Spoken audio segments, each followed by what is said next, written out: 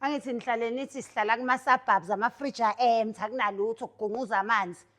Gunquza amanzi emafrijini ethu asinamali simali iphelela kuma-bills nama-rates. Nali-ke ifriji seligcwele-ke. Ligcwele-ke manje ifriji ni-happy-ke manje. Ligcwele-ke ifriji. Nali, ngithi nithi ifriji aligcwale. Ifriji aligcwale kubonakala ukuthi umuntu unemali. Nina nikholwa ngokugcwala kwefriji ukuthi sinemali. Nalo-ke ifriji ligcwele manje. Ni-happy-ke manje ifriji ligcwele ngithi. Ngithi nina nazi ukuthi ifriji manje lingagcwele kusho ukuthi siyahlupheka. Nali-ke ifriji. Ligcwele-ke manje ifriji. Senizothini-ke manje?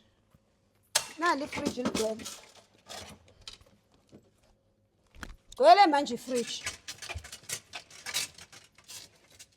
Ishoni-ke ama-suburbs kunjani ama-fridge a-empty? Ngakini u-empty nje? U-empty nje ngakini? Ku-empty mekunje ngakini?